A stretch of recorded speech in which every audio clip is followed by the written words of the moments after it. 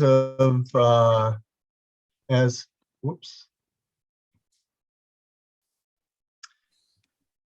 thank you to everybody who's joined.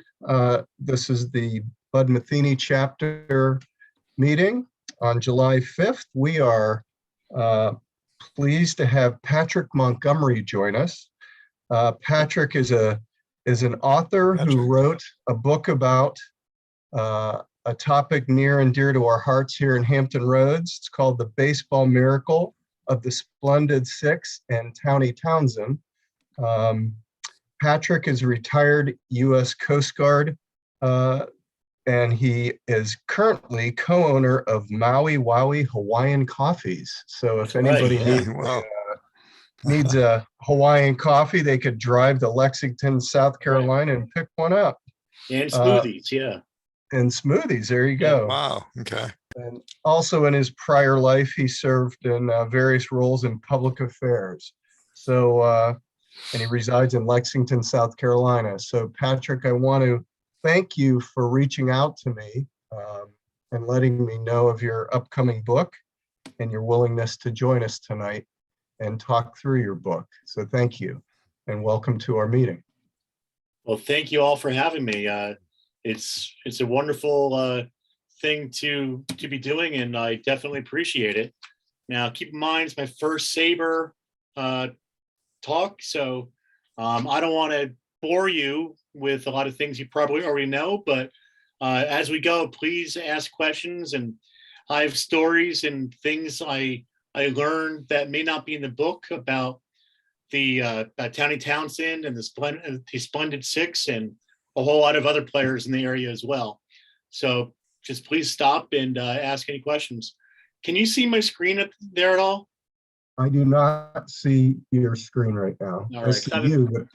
I have a PowerPoint presentation and I'm trying to get that up there.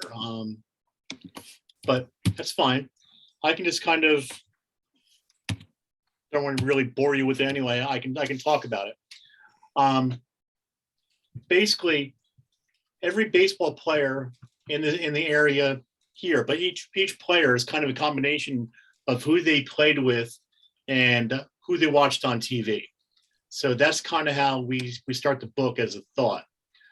The Splendid Six, as I term them, the Splendid Six, is the greatest amateur baseball team in history.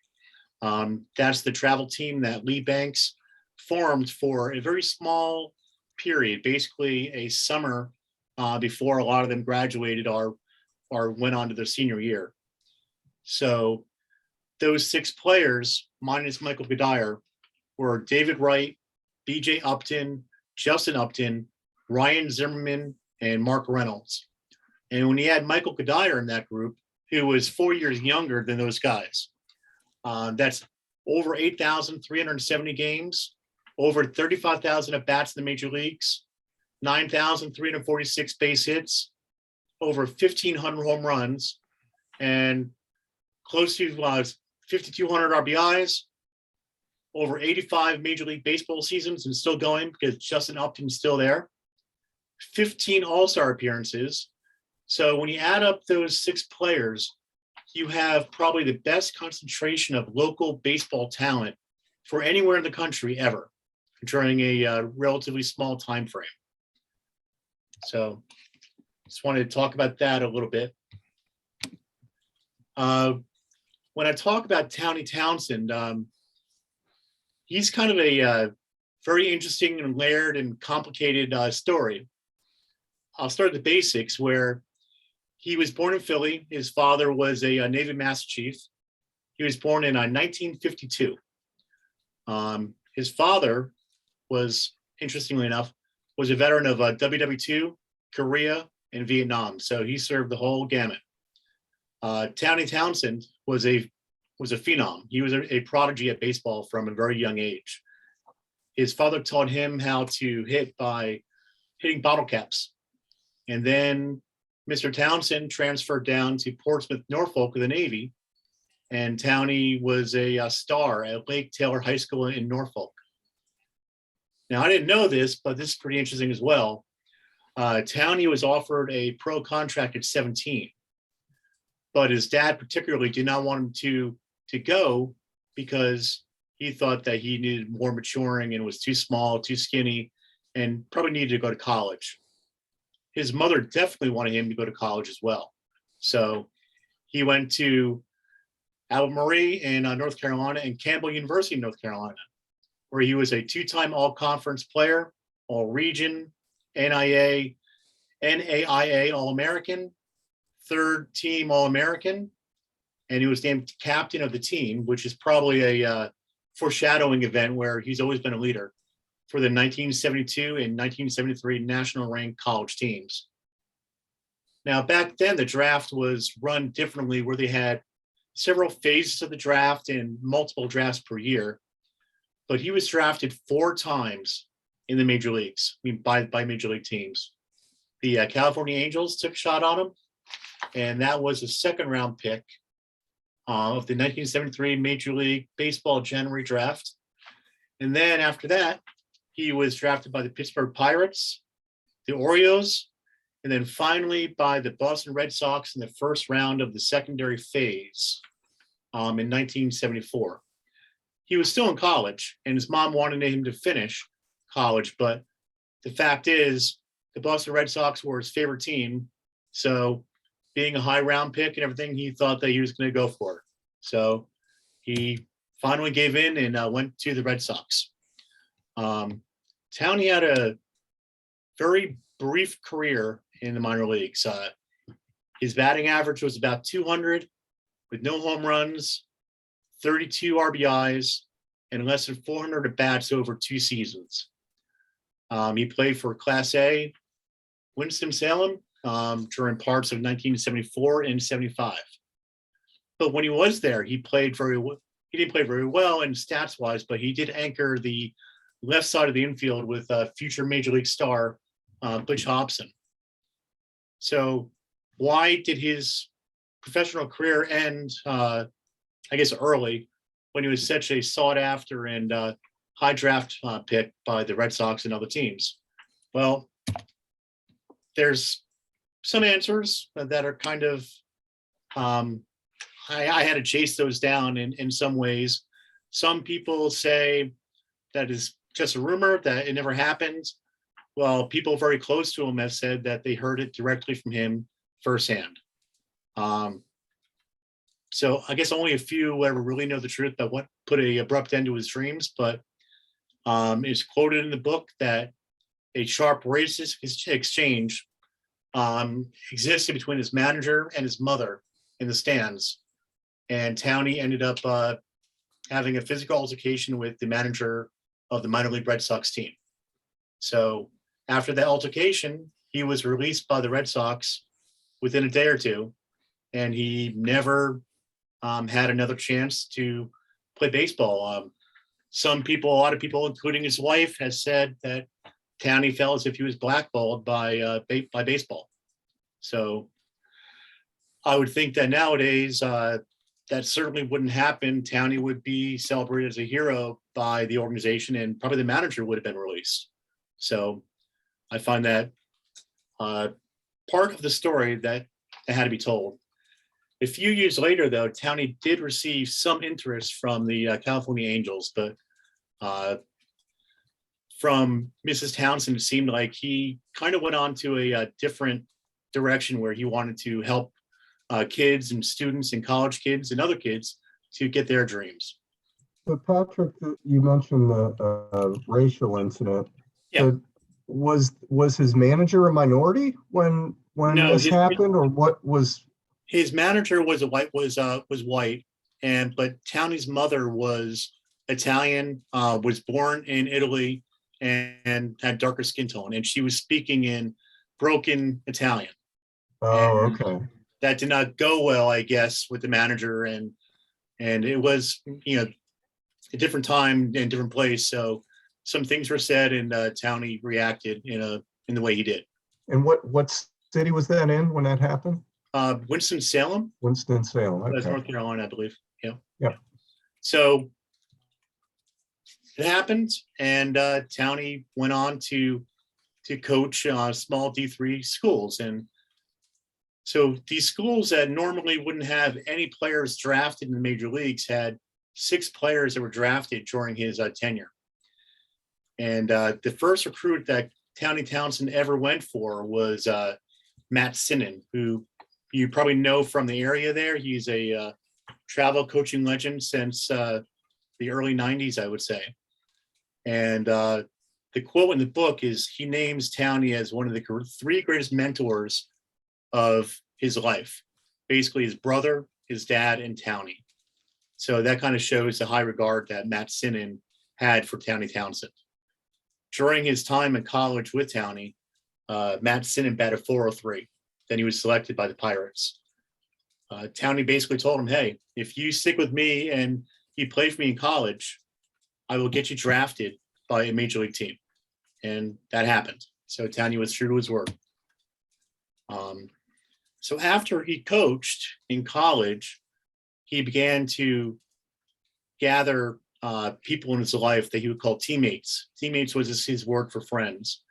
And I mean, there's many of them, but among them are Kathy Townsend, his wife, Coach Alan Irby, who many of you would probably know from the area, Manny Upton, who helped coach, Gary Lavelle, who was an all-star pitcher for the Giants back in the 70s and early 80s, Matt Sinnen, who we mentioned, Lee Banks, who was the coach for that great showcase team, Gary Wright, who helped found the Drillers, Billy Swoop, a great ball player himself in Norfolk, and later became a scout and did a lot for Norfolk and Portsmouth and Virginia Beach.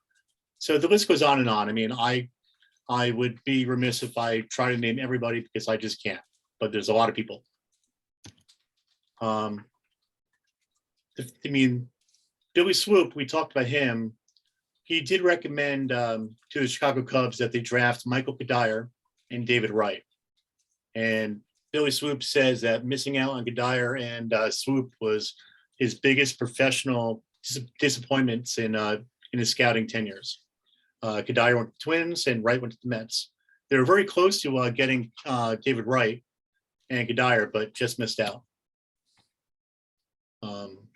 Move my slide here. Then Towny decided to create a AAU sort of setup where kids could advance past rec ball and compete at a higher level if they wanted to. Trying to compete in tournaments against kids from California and Florida and Georgia and South Carolina was very difficult because they have a chance to train more year round and get more games in. So Towny wanted to ensure that they had more practice time and more game time. So he created the Virginia Blasters. He did ask Matt Sinnen to join the team and help coach, but he decided to go with Gary Wright and create the Drillers. And the Blasters and Drillers kind of became like the dog and the rabbit, always chasing each other over the years. But the great thing about it was these organizations adhered to behavior and scholastic expectations, as well as the fact that these organizations, the coaches, never took money to do this and never got paid, and there were no dues to be on the team. So that's very different than what happens today. Now, for the players of the Splendid Six, they all gathered and they either played for the Drillers and the Blasters, and they kept learning and playing, and they kept playing till basically the highest levels of baseball stopped them. A great fact about the Splendid Six, again, Godier, Wright, Zimmerman, Uptons, and Reynolds, is that they all were prepared to go to college and they all signed letters of intent for college baseball and had scholarship offers. So they were all very good students and were able to do that as well. But all 6 of them had extremely high draft picks and were able to go right to the pros. I want to talk a little bit about David Wright. He's probably the most well-known of the players, probably along with Ryan Zimmerman. Ron and Elisa are from the area, of course. Ron was a police officer and school employee for Elisa. Towny and Alan Irby are the coaches that David Wright has always given the most credit to. He always talks about them and in the highest tones of helping to develop him as a player. David Wright was Hickory High School body vice president. They called him Captain America. He was the Godier Virginia Player of the Year in 2001, All-State 3 years, 99, 2000, 2001. And he was committed to play at Georgia Tech. In the book, we talk about how hard that decision really was to pass on Georgia Tech. He really did want to play ACC baseball. And right up until basically until he signed the Mets, it was very iffy if he was actually going to go pro or go college. But he was drafted in the first round, 38th overall in the sandwich round. So he took the pros. He's only the third player to play his entire career for the Mets, as in like a franchise-long player. He's the fourth player to be named the captain in the Mets in the franchise history. He's a 7-time All-Star, 2-time NL Gold Glove winner, 2-time Silver Slugger. He has 6 20-home run seasons, 2 30-run home run seasons, which is pretty amazing considering that when he came up in the draft, nobody thought he was going to have more than 10 or 15 home runs, including Coach Alan Irby, who did bird dogging and scouting, and he recommended, of course, signing him, but that he'd be more of a doubles hitter and maybe 10, 15 home runs. 100 runs scored twice, and 5 RBI 100 seasons, so 2006 through 8 and 10. And although David Wright does not seem to have great speed, he actually did have a 30-30 season. So not a lot of people actually would think that about him, but he does. So as far as third basemen go, David Wright is only one of the few to have a 30-30 season. It's Ramirez, Howard Johnson, and Tommy Harper are the only ones to actually have 30-30 seasons. So pretty amazing, as well as he's had 5 seasons with 25 plus home runs, 15 plus stolen bases, and 100 plus RBIs. So that's tied in all-time baseball history with A-Rod for the most such seasons by a third baseman in history. So pretty amazing. I mean, if you look at his stats, he's probably Hall of Fame worthy. No other third baseman had more than 2, and those are 2 players that are in the Hall of Fame, which are Chipper Jones and Mike Schmidt. And if you look at non-third basemen, only 6 players in history had that. And those are definite Hall of Fame caliber players in Barry Bonds, Carlos Beltran, Jose Canseco, Hank Aaron, and Willie Mays, and Jeff Bagwell and Ken Griffey Jr. So you can see that David Wright's name is right up there with many of the all-time greats in those stats. I think some of the fun in the book, I talked to all 6 of those great ball players, and also the 7th in Chris Taylor. And I would always ask questions about, like, which player do you think had the best power? Which player did you think was the fastest? Who had the best intangibles? And Ryan Zimmerman and David Wright are considered 2 of the best field and third basemen in the 90s and 00s. So Mark Reynolds said, basically, hey, I've seen them both play, but I played right next to Zim at UVA, and I definitely have to give the glove argument to Ryan Zimmerman. So I find that pretty interesting. Ryan Zimmerman, same thing, Mr. National, played at UVA, Calum High School in Virginia Beach, Washington Nationals' first ever draft pick, 284 home runs, over 1,000 RBIs. So he has a lot of great stats. 2006 All-Star rookie team, 2-time All-Star winner, Gold Gloves. He had 7 20 home run seasons, 30 home run seasons of 2, and he has the World Championship series with the Nationals in 2019. So a lot of great stats. And as many of you also know from the area, that Cheryl, his mom, has she's been diagnosed with MS since 95 and needing a wheelchair since 2000. So Ryan Zimmerman, being the giving person he is and caring about the community and more than himself, has created a foundation dedicated to treating and curing multiple sclerosis. So far, there's been millions of dollars that have been donated to that cause, and he still does that to this day. Now, BJ Upton is the next player in the Splendid Six. He's kind of the player that kind of gets overlooked because he was not in the major leagues as long, probably didn't have the best stats of any of them, but every single person I talked to about BJ said that he probably had the best tools of all of them. They said he probably had the most power, the strongest, the fastest. So his tools were considered the best of all of them.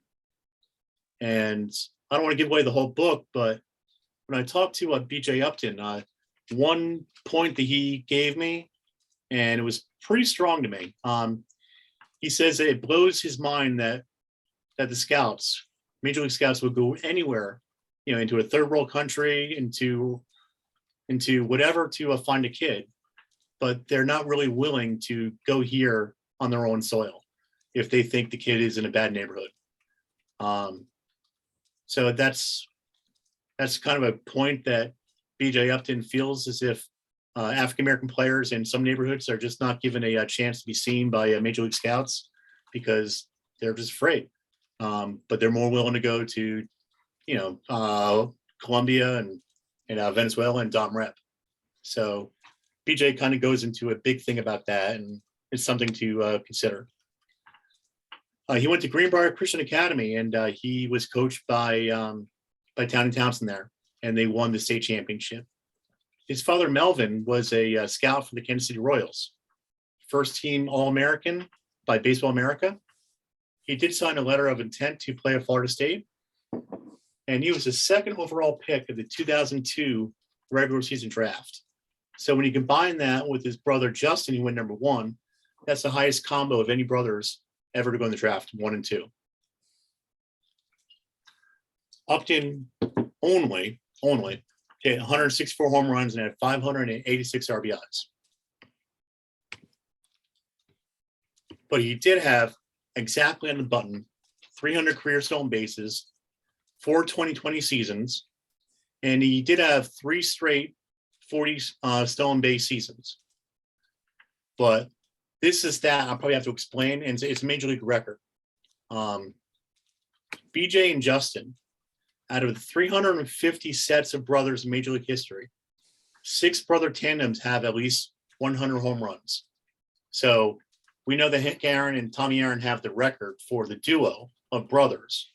But when you talk about both ends, holding up a certain number of 100, BJ and Justin have the most home runs of any brothers in Major League history. They have, 488, which ranks first. BJ has 168, and Justin has 324. I don't think Justin has any home runs this year yet, so the number's still there. And that is just ahead of Joe DiMaggio and Vince DiMaggio, who had 486. Joe DiMaggio had 363, and Vince had 125. So that is a major league record that is owned by kids from Tidewater, Hampton Roads. But a cool fact about the DiMaggios, when you add in Dom DiMaggio, who was a great player in his own right, he had 87 home runs, and he did play in 7 All-Star games, and he did lose 3 years to military service during the Second World War. So I found that interesting as well. Both brothers, Justin and BJ, were drafted as shortstops, but they later moved to the outfield. BJ has some thoughts about that as well, about why that may have happened. And they're the 6th set of brothers ever to post 2020 seasons in the major leagues. Going to go through this. Justin, same exact thing. But he played for Great Bridge High School in Chesapeake, and he made 4 All-Star teams. selected number 1 overall, the Athletic National High School Player of the Year. And again, all the Splendid Six did commit to play college baseball, and he committed to North Carolina State, which was the same. No, that was not the same school. Godier did Florida State, but so yeah, it was North Carolina State. Justin Upton in 2007, when he was still very young and just starting out, batted .357 for the Diamondbacks in the postseason, and he did play for the Diamondbacks with Mark Reynolds, another member of the Splendid Six. 3-time Silver Slugger Award winner, 8 times a 20 home run season. So huge power. Going to Mark Reynolds. Mark Reynolds was kind of an interesting case. He didn't have the size, speed, and strength of the other players coming up, probably along with Ryan Zimmerman. They both had to go to college to kind of prove themselves at University of Virginia. All the other players were drafted in the first round initially, except for Zimmerman and Reynolds. So they both went to UVA, with Mark Reynolds going there first, becoming a freshman All-American at shortstop. So when Ryan Zimmerman wanted to go there a year later, they told him, hey, if you want to play here, you're going to have to play third base because we have a shortstop. So Mark Reynolds actually bounced Ryan Zimmerman to third base in college. The 35 career home runs that Mark Reynolds has is tied for second in UVA history. So they're still there. A cool fact, which I actually knew before I did my research, because Bill Shanahan is his father-in-law and a friend of mine, has been telling me this for about 5 years. But Mark Reynolds owns a New York Yankees franchise record and is tied for the major league record by hitting a home run in his first at-bat for a team, and then a home run in his last at-bat for the team. So Mark Reynolds played for the Yankees in very short, I believe it's 2016. And he started out his Yankee career with a home run. Then about a month later, his last bat for the Yankees ended in a home run. So he's one of 2 players in Major League history to ever do that. He did join the 2020 club by hitting 44 home runs and stealing 24 bases. And that season, actually, he had the highest running and power combination in baseball. Trying to move this here. It's a called power speed number that was made by Bill James. It's called PSN. And that number of 31.1 for that year led the major leagues. So it's hard to believe, but Mark Reynolds was considered a super fast and super power number of a player, the best in baseball that year. And when I told Mark Reynolds, he was shocked because he always thought he was super slow. Cool story. When I was talking to Mark Reynolds, I asked him for just like something that nobody would ever know about his time in the Splendid Six and his memories of like playing with Justin. And he was talking about one time he was on where Justin was on deck and he was in the hole as a cleanup hitter. And they were both doing the swings, warming up. And they just kind of looked at each other and they started laughing. They're like the laugh was like, dude, how did this happen? I mean, think about it. 2 kids from Hampton Roads who played travel ball together as 11, 12-year-olds are now the 3 and 4 hitter for a Major League Baseball club who is trying to make the playoffs in baseball. I mean, this is just mind-blowing to even think. So they had a real idea about that themselves and they kind of laughed at it. The next player is Michael Godier. David Wright always called him the OG of the area because he was 4 years older and all the other players really looked up to him. And when I talked to Michael Godier, he really impressed me with his, he always had a sense of kind of who he was and what he was going to become in a way down the line. And even if he wasn't good at baseball, he was always going to be somebody that he understood that people looked up to him. His actual quote in the book is, "It is your brother, your sister, a cousin, a nephew, or your next door neighbor. You are somebody's role model." At a super young age, I understood that even before sports for me, So I took responsibility to do that, said Michael Godier. So he always understood that he was a role model in some way to people all around him. And when he talked to David Wright, you definitely get a sense that as a young teenager, that he definitely looked up to Michael Godier and tried to copy him in many ways. And even coming up in the pros, he wanted to be just like Michael Godier. Michael Godier, cool thing is that he was in the middle of a math test when the Twins selected him with the 9th pick in the 1997 draft. And after being informed by his principal, Godier nodded and finished his test. That was it. Was not a big deal. He was the student body president and the Gatorade National Baseball Player of the Year in 1997. His 160 game average in his 15-game career is actually really good. He batted .277, 21 home runs, and 84 RBIs. And he's only the third player with John Allroot and Bob Watson to hit for a cycle for the American League and the National League. And he was also one of the few players to be an all-star in both the AL and the NL. Batting average champ, Silver Slugger Award, 30 home run season, 100 RBI season, and 100 runs scored season.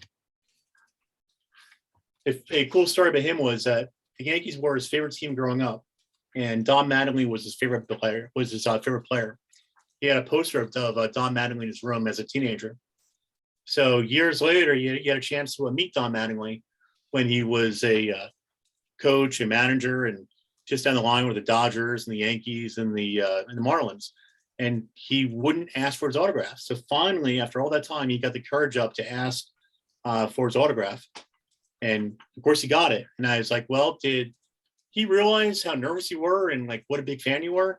It's like, yeah, he would have had to, because I think I asked for like 15 different items. So he just kind of like bombarded Don Mattingly with the autograph requests at one time, but his respect for Don Mattingly is really high. Michael Godier, I don't know if many people know that, but he's an outstanding amateur magician. No idea. And when I asked him about Towny Townsend, if he could do something with Towny, he said if Towny was still around, that he would just love to talk baseball with him. He's like, I can talk baseball all day long, and I think that's missing today, especially with our youth. I mean, he loves talking baseball, and he wants our youth to love baseball and talk about it. I'm not going to get into this too much because, well, basically, I believe that David Wright should be in the Hall of Fame based upon his position that he played and the caliber of which he played it at. He has a win above replacement, 162 game average of 5.0. The top 15 third basemen in the Hall of Fame, their standard is 5.1. Now, you can say, okay, that's higher, but those third basemen only played half their career at third base. Like players like George Brett, he had big numbers at third base, but back end of his career, he played exclusively first base and DH. Same thing with Eddie Matthews, who went to first base the last 3 years to extend his career. Players like Edgar Martinez, who's listed as a third baseman in the Hall of Fame, and in the stats, he played just a tiny number at third base. So I think David Wright gets kind of short-sighted with that as well.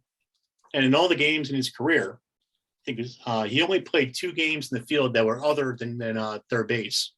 And those 2 games were at shortstop, which is actually a more physically demanding position. And if he was able to continue his career, like and actually play a first base or DH or go to the outfield like all these other third basemen did, the 500 home runs and 3,000 hits would have been probably a pretty realistic opportunity. But he didn't want to short the Mets and the fans of what he was able to do, and didn't want to perform at a level that was not David Wright like. So his 162 game average is 296, 26 home runs, and 99 RBIs. So by comparison, George Brett, with all those years away from third base, playing first base and DH, not having to play third base, he only batted .305, with 19 home runs and 96 RBIs. So they're right there. And Eddie Matthews, same thing, 271, more home runs at 35 and 98 RBIs. So both of those all-time greats, their numbers are in the same ballpark, but they had a chance to extend their careers. And then also, and I'm probably getting in the weeds here on this one, but that's fine. The baseball writers' rules for election are section 4, subsection 5, and they're intended to be the voting should be based upon the player's record, their playing ability, their integrity, sportsmanship, character, and contributions to the teams in which they played. And the minimum requirement is for 10 years. So, okay, 5 of those 6 avenues are more than checked off by players like Ryan Zimmerman, Godier, and David Wright. When you think of the ability, the integrity, their sportsmanship, their character, and the contribution to their teams. Godier's in the Twins Hall of Fame. David Wright is probably the best player besides Tom Seaver, so the best positional player in Mets history, and he'll definitely be number retired and statued in the Hall of Fame in front of the Mets. Then you have Ryan Zimmerman, who just had everything done like that a couple weeks ago. So these players probably are Hall of Fame worthy, and there's other players that are just like that, where their plays, where their career was derailed by injuries, and they didn't extend their careers. The most fascinating one that I cover in the book is Thurman Munson, who met the 10-year requirement, and his numbers as a catcher are as good or better than Carlton Fisk and Ted Simmons. And I mean, I don't want to say it, but Johnny Bench had better power numbers, but he didn't play catcher like the last 6 years of his career. So Thurman Munson, I believe, under those avenues deserve a second and third chance in the Hall of Fame, as well as players like Ron Guidry, Don Mattingly, and Willie Randolph. And as part of the book, I actually put Towny Townsend in for the Buck O'Neill Lifetime Achievement Award by the Hall of Fame. It's a Cooperstown Award that is given by the Hall of Fame's board of directors, not more than once every 3 years. So their board met, or the deadline was June 30th to get in the submission package for Towny Townsend. And is to honor extraordinary efforts enhanced by baseball's positive impact on society, broadening the game's appeal, and character, integrity, and dignity are comparable to the qualities exhibited by Buck O'Neill. Now, Buck O'Neill, this award was made for him years ago, but this year he's actually going into the Hall of Fame as a player. So that package went in for Towny Townsend, and I hope to hear back something great on that. We all know that Towny Townsend died of cancer, and Babe Ruth also died of cancer. But we don't really know about Babe Ruth being basically a hero in the cancer research. Yes, we all know Babe Ruth is one of the greatest players of all time, but in 1946, he began to feel sick. His voice was hoarse. He had pain beyond the eye. They thought it was maybe a bad teeth or an infection. So they pulled his teeth, well, several of them. But then they actually realized that he had a cancer of the neck, and surgery was done. For the first time ever, they followed up radiation treatments. And so that they did chemo and radiation at the same time. It was called the chemo-BMO treatment. The first time it was ever done on a human. And it worked for a little while. He gained about 100 pounds back that he lost. And a cool thing about the chemo-BMO, the chemo part, it was actually derived from mustard gas, which was major in WW1, and ultimately ended up killing Christy Mathewson, who inhaled some during a training exercise for WW1. He was one of the instructors for the chemical weapons division, and he inhaled some, and it ended up killing him a few years later. But the nitrogen mustard was actually used on Babe Ruth to help kill the cancer cells. So it's called the Babe Ruth treatment, and it's a so-called chemo-BMO for treatment. And that's the same treatment that years later that Towny Townsend had endured. So for Babe Ruth back then, he felt relief. The lymph nodes began to reduce. He gained close to the 100 pounds he lost. And that 6 months to a year that he gained on his life, he used as a sprint, where he finished his book about himself and finished the movie, the Babe Ruth story, before he died. So, and he actually gave a manuscript of the book to Yale. And the baseball player to actually receive the book from Babe Ruth was George Bush, the future president. Towny Townsend was diagnosed in 2002 with the same sort of cancer that Babe Ruth had. Cancer of the throat, neck, esophagus, and treatment did not work the first time. It came back more aggressive, and it came back to the throat, the tongue, the brain, the lungs. So Towny, going for it, had pretty extensive heart surgery where they took out half his tongue, moved parts of his arm into other parts, trying to build up the muscles that they had to cut away. But unfortunately, it just didn't work. And he went through many surgeries. He was in a 12-day coma, and he was still in chemotherapy when he passed away. His speech was majorly affected, but he had a good sense of humor about it. He would open up his speeches by saying, "Hey, I know I sound like Donald Duck, but I have really important stuff to tell you."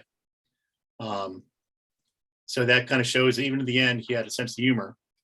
And when Matt Sinnen talks about Towny Townsend fighting cancer, he said that in all his 62 years of life, that he'd never seen anybody fight as hard as Towny Townsend. But at the end, he saw him break. BJ Upton, as I said, he was kind of a hard interview to get. I kind of had to shake a lot of trees and whatever to get him. But once I got him, he was a really good interview. And he perhaps gave the best quote about Coach Townsend that any of the players really gave. He said, Coach T was a great man to know, a great man to talk with. He was a father, a coach, a brother. He was whatever the communities needed him to be. And so that was a wonderful quote by BJ Upton. So when you look at all these players, the Reynolds, Zimmermans, the Godiers, they all gave back to the community. They all played the game. They all played the game the right way, and they all are helping to carry on the traditions of Towny ball in the communities. So I think that's really the legacy of Towny Townsend. Now I rambled on for a long time and hope you got a lot of it. So please ask me questions. Patrick, you're not originally from Hampton Roads, correct? No, sir, I'm not. I served in the Coast Guard down there for on and off from 95 until 2002. So how did you end up writing this story? Well, when I was down there in 2001 and 2, I heard about, just through the grapevine, because I love baseball, and no matter where I am, I always try to follow the local baseball teams and players and just who's coming up and what's good. And I kept hearing about David Wright and the Upton brothers and Godier. And so I was like, wow, I mean, I can't believe that all these great players, our potential great players, come from such a small area.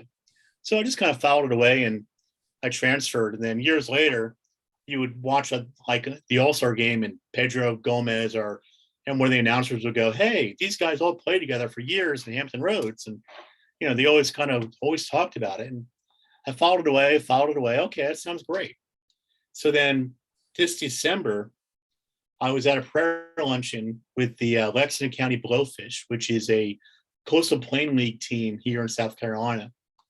The owner is Bill Shanahan, and his son-in-law is Mark Reynolds. And Mark Reynolds was the featured speaker at the breakfast. And so after the breakfast, I walked up to him because I love the Yankees and he played for the Yankees. And I talked to him. I said, hey, what about this travel team that you were a part of? Can you tell me all about that? it must have been great playing all those years with all these great players. And he kind of stopped me and gave me a hard course correction, where he explained that Godier never played on that travel team.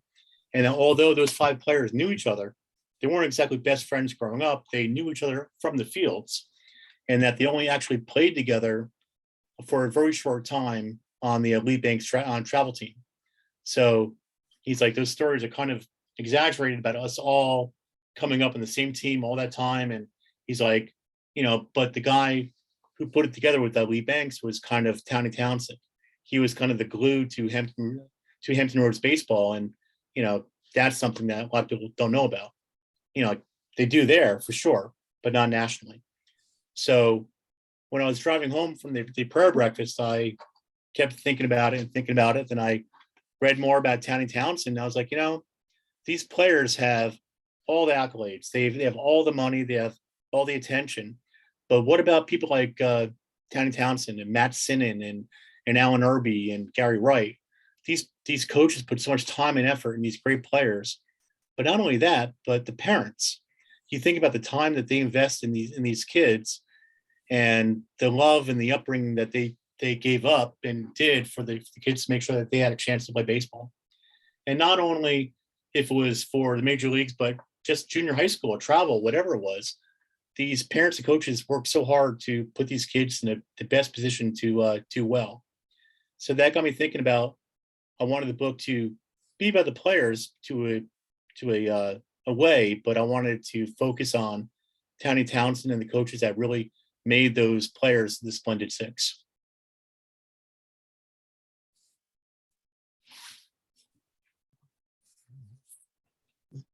Anybody else have any other questions for Patrick?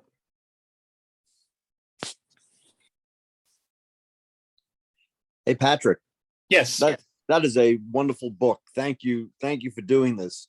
Because none of us who live in Tidewater are natives to Tidewater. Okay. We're all transplants. And Mr. Holman, right? Okay, got it. that's me. Mr. Holman, holy cow. Well, okay, Frank. That's more like it. But that's my thumb. Okay.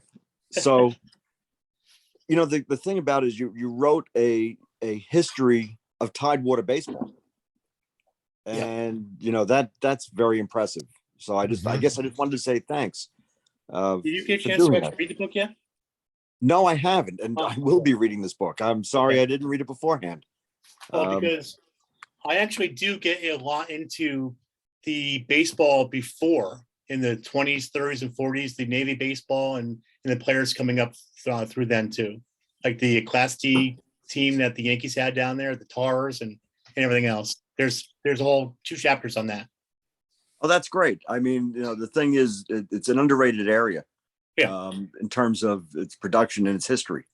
And we're founded. The name of our founder is Bud Metheny, the coach from Old Dominion baseball for decades. So the thing is, it could have been the Towny Townsend chapter, just as easily, I guess. And making us aware of it is really an important thing. The Michael Godier thing. I met Michael Godier after he retired, and I thought the greatest thing that he did was he walked away from his Met contract. Yes, and I think he had $12 million left on this contract, guaranteed 12 for another year, and he just said, "I don't want it," and retired. Yeah, and I thought that was the classiest thing. And I remember meeting him that day. I think it was at a Dick's Sporting Goods grand opening. And I said, that was the classiest thing I've ever seen. He said, it was time. Yeah. And I get a lot of credit. I mean, he's a real class act. Well, my conversations with Mike Godier were, he just loves and breathes baseball. I mean, he bleeds it every day. And you see that even now, like he coaches his son, he helps out with some travel teams, but he's not about those kids in travel. He's about them just learning to love the game and have passion for the game. Not necessarily about having the best swing or playing in the big leagues or even college. He just wants them to love the game. And that passion just really comes out. And he understands that these kids that are 10, 12, 14 that have like their own personal hitting coaches and things. He's like, it's a waste of money because, coach the kids who love the game because their swing and their body is going to change so much over time that whatever you're teaching them as far as like their swing is going to have to be retaught and relearned based upon their body and their own strength. So I think that was very interesting. And when I talked to him about like, why did he retire? He said what you said, but he said each year after the season ended, he would think to himself, okay, am I physically able to play? Okay, if I am, check. It's like, am I mentally willing to go through the grind and the pace? Check. And then also, is my passion still there? Right. Check. And he's basically like that year I retired, I couldn't with all good honesty say that I checked my boxes. So it was time to walk away. So like basically what you're saying. And he's a very honorable and classy person for sure. No, he didn't have to hit to be on that team. That team needed someone like him there. Yeah. And I'm a Met fan. So Okay. the only thing I don't like about you, Patrick, is your Hey, now, affiliation. you know what? I mean, like I'm not really a Mets fan, but talking to David Wright, I at least have a more openness to it. And like right here, yeah, I got a letter from Jay Horwitz yesterday. The senior. He's a class guy. I know him. Yeah, so he gave me a nice recommendation for the book. So that's on the back cover. I mean, he read it and he gave me a good endorsement for the book. So, but the Mets are definitely a classy organization. And one of the best stories in the book is Michael Godier talking about how David Wright put himself on the limb to get him into the home run derby when the home run derby for the All-Star game was playing at Shea, our Met Stadium. And saying that was one of the biggest thrills of his life. And that and big reasons why he went to the Mets the next year. That's a pretty strong Tidewater connection between David Wright and Godier. Well, thank you again. Oh, thank you, sir. Now, like the one thing when I talked to all 60s players, and Chris Taylor, by the way, was an amazing interview. There's a whole chapter on him as well. But the thing that was struck about the most about all of them is they just love baseball. Whether they stopped playing in middle school or in the All-Star game, it didn't matter. Michael Godier told me that like playing in the World Series under all those lights, it felt the same physically and mentally as it did when he was 12 years old playing travel ball. It's like, it's the same game. It's like all this stuff is just, you don't see it and notice it as a player. The game is the game, and that's what you play, and that's what you love. He said only like one time did he kind of get caught up in the moment. That was when the Mets clinched and they were going to the World Series. I think it was against the Cubs, and for like a moment, he and David Wright kind of got caught up in the moment on the field and felt it. But besides that, he said, it doesn't matter where you're playing as a player. You just love baseball, and you don't even notice all the big stuff in the stadium and all the fans. And I found that to be, as a fan, I find it hard to believe, but all the players kind of had that same mentality of, we just love the game and we'd play it, in front of 12 people or, 20,000. And they wouldn't get paid as well, I'm sure, but they all just love the game. And that really came off with all of them. And they all realized in many ways that they're very lucky. They all have millions of dollars of contracts and whatever, but they realize how lucky they were to actually make the major leagues, that a lot of things had to break right.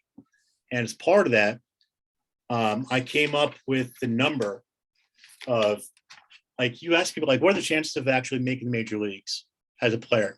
And the common answer is, it's under 1%, but when you look at the numbers of not only making the major leagues for one day, is, that happens, but most players don't go more than 42 games in the major leagues.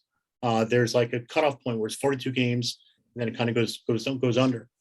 Then you have the major league milestones in baseball of, the 3 years, the 5 years, 7 years for free agency, then the 10 years of being fully vested into the major leagues to get a major league pension. So each time it drops further and further and further. So 1 game, 42 games, 1 year, 3 years, 5 years, 7 years. So each time that under 1% gets cut and cut and cut and cut. So when you're finally at the 10-year mark and being fully vested or getting your graduation date, is to call it in the major leagues, it's 0.22 That's the actual chances of these players getting to 10 years vested in the major leagues.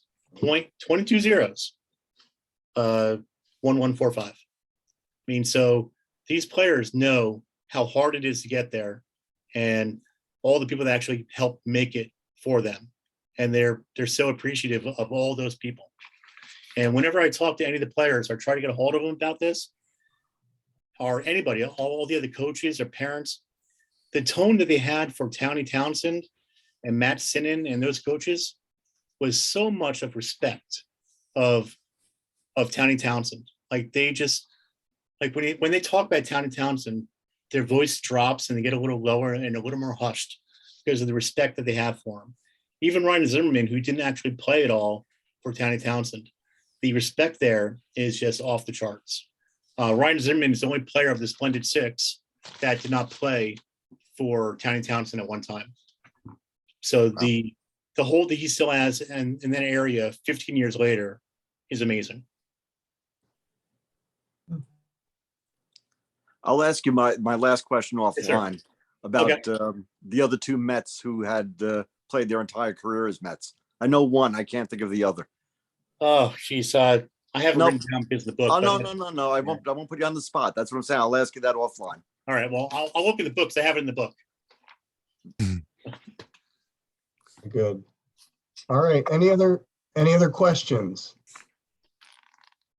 All right. If not, Patrick, thank you very much for an interesting conversation this evening. Okay. I think you're going to get some book sales out of this because it sounds like a very interesting book, and as Frank said, a good historical perspective on how baseball has grown in the Hampton Roads area.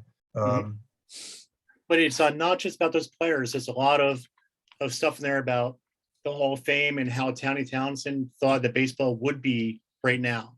Right. So it's kind of an interesting thought because he died 15 years ago, and he thought baseball was dying, and kind of the things he was predicting, you kind of see coming true. And so there's a lot of talk about that as well. Interesting. I look forward to reading it. Thank you. All right. It's on Amazon, so you go anytime. All right, guys. Thanks a lot. I'm going to be sending out a request for a baseball game on the 17th to see how many people are going to be interested in attending the Tides game on the 17th. So with that, have a good evening, and Thank you. see you next time. See ya. See you, Good night, Frank. Good to see everybody. you.